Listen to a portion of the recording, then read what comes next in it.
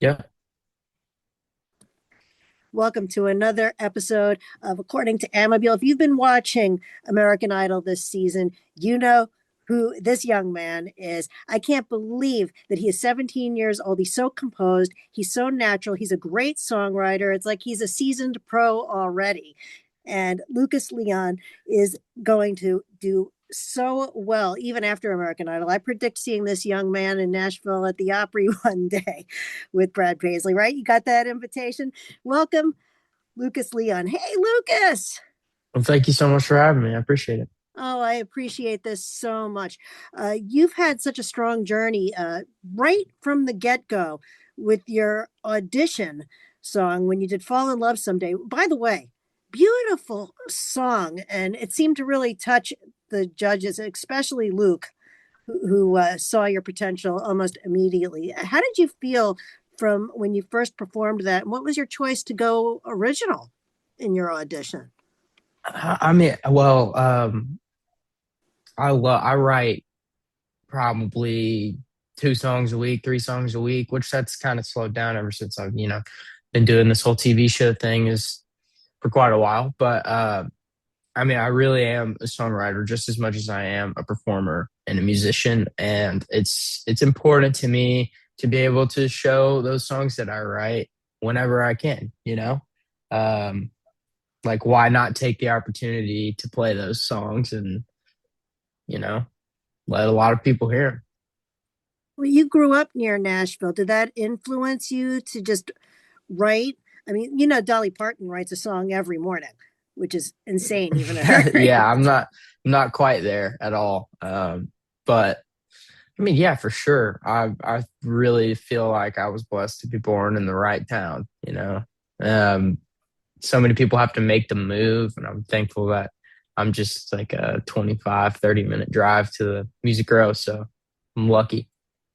I read somewhere that you perform at what is it, the farmers market? You say is you get good tips there performing there? Is that true Oh in yeah, Nashville? yeah, yeah. I love the farmers market. Farmers market's done a lot of favors for me for sure. It actually all started. My mom wanted to go get some flowers at the farmers market, and I was wandering around bored, and I saw a piano player, and he was playing Stevie Ray Vaughan on the piano, which I thought was really cool because Stevie always played guitar, and uh, usually those gigs are long, like three plus hours long, and I was like, hey man, I know this is probably like really long set. Like if you want to take 10, take 15, I can hold in for you. And turns out he actually booked the music. He was the one playing the music. So I ended up filling in for him for 10, 15 minutes. I was maybe 14 when I did that. And just played for a little bit, made a little bit of tips, and he invited me back like every weekend almost. Well, I think that may have been behind your choice when you went in Hollywood Week in Nashville, by the way, which was crazy that that was in Nashville. But then when you did Georgia on My Mind on piano, and you were so natural behind the piano. There was even a moment when you kind of looked up at the camera and everybody was screaming. It was almost like, I mean, those were all your competitors and they were screaming for you in the auditorium. And you were so good doing that song, and you auditioned with the guitar, and then there you are at the piano. It was great. Yeah, I like to switch it up. I like to show every side of myself. Um, I feel like it's a cool thing to sort of be a multi instrumentalist these days, and why not show both sides?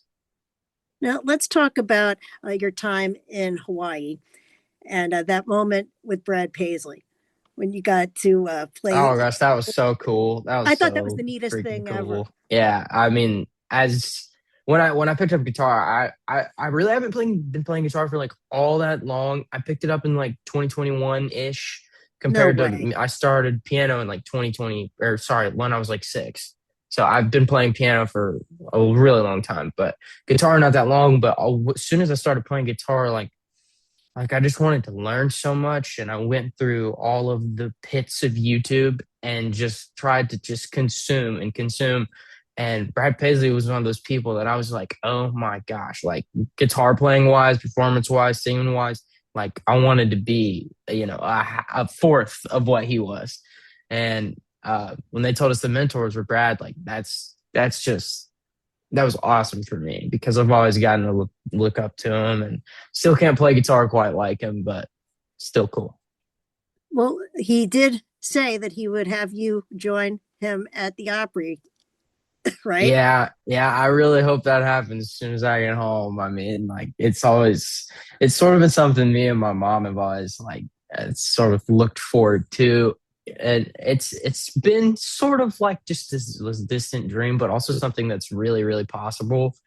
And if that happens, it's going to be a pretty surreal day for sure. Well, I think every kid growing up near Nashville just wants to get in the circle at Oh yeah, yeah. but you also had time with Keke. Did Keke Palmer give you any good advice? Yeah. I mean, if you saw her performance for the beach rounds, Oh yeah. like she's just got that. It's sort of like this thing, and it's almost there's almost not a word for it, but it's just a thing that it just works. Everything about her sound and her presence, just like it works really, really well. Everything rounds out to where it's like this is very, very entertaining. And yeah, I mean, they sort of just they really, from what I remember, they complimented how I could sort of zone in and out from the song and also kind of look up for a minute and make some eye contact and sort of make the audience feel like I'm playing to them, you know. And if there's anybody I should listen to, it's those two.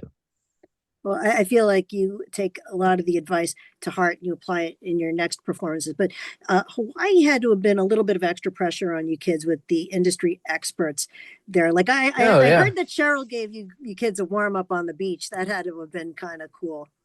yeah. I mean, yeah. She's she's great. She's the best vocal coach in the world. Yeah, it's definitely really stressful. I mean, you're gonna be there. We were probably there a little over a week and two shows, or really three. Um, but first cut is 10, and also in front of those important Shirley people that Halperin, can the do a lot. co-editor of Rolling Yeah, Stone.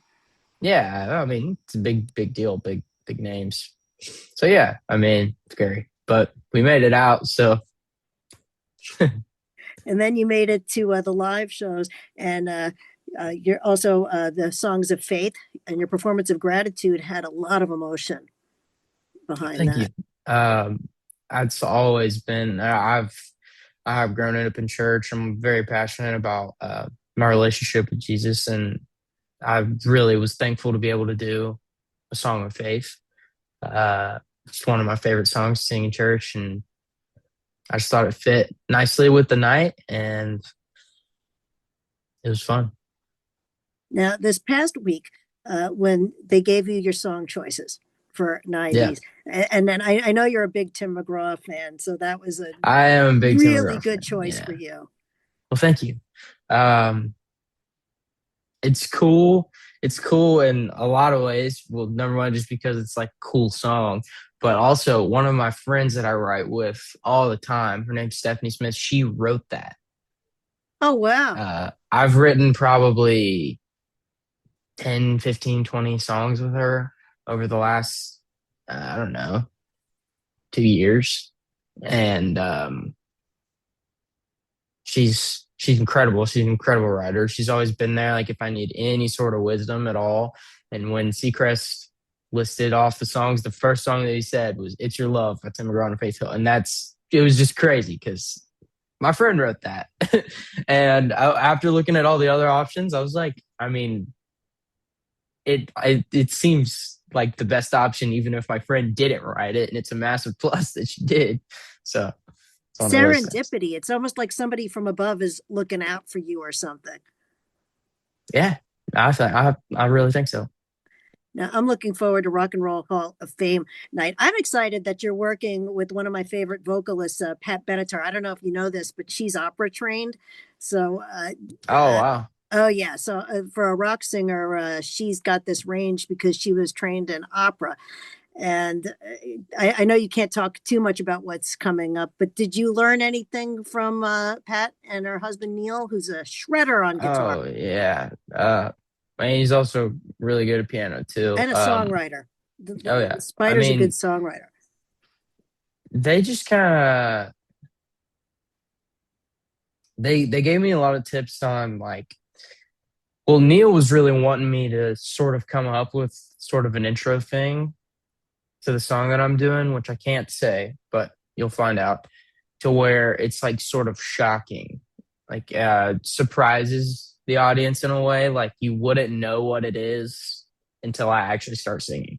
And I like that idea. I'm definitely gonna mess around with it. I got a couple of days to come up with that. And also they sort of gave me a little bit of reassurance about sitting behind a piano, which is something I've always kind of struggled with because I always want to make the best effort as possible to interact with the audience as best as I can. And sometimes I feel like it's hard sitting behind a piano. And you just got to think there's plenty of people who have done it. And they just kind of gave me some reassurance there that it was all right, you know? Now you're a teenager, just like Scotty McCreery was when he won his season of American Idol. No pressure, but do you get time to do the normal teen stuff while you're doing? Are you homeschooling? Do you have a tutor on the side? Um, Do you balance I it? am not. I'm not homeschooling. I do not have a tutor, and I'm still enrolled at Davidson Academy just outside of Nashville, and I've missed going on almost 3 weeks of school, but it's sort of an understanding for them that we're sort of gonna be okay because this is sort of a once in a lifetime opportunity. And I've been at that school since kindergarten and I did not want to leave. So we're going to figure it out, you know? And the prom. Yeah, I did miss prom. I did miss prom, but Ah, it's just one of those things, you know? well, American Idol is a big deal, and I wish you all the luck in the world for this week. Top 11. This is a good week. And Lucas Leon, thank you so much for coming on According to Amabile. Remember, if you like what you're seeing, like and subscribe, and watch American Idol Monday nights on ABC. Thank you, Lucas, Thank you so much. and thank you for watching. See you.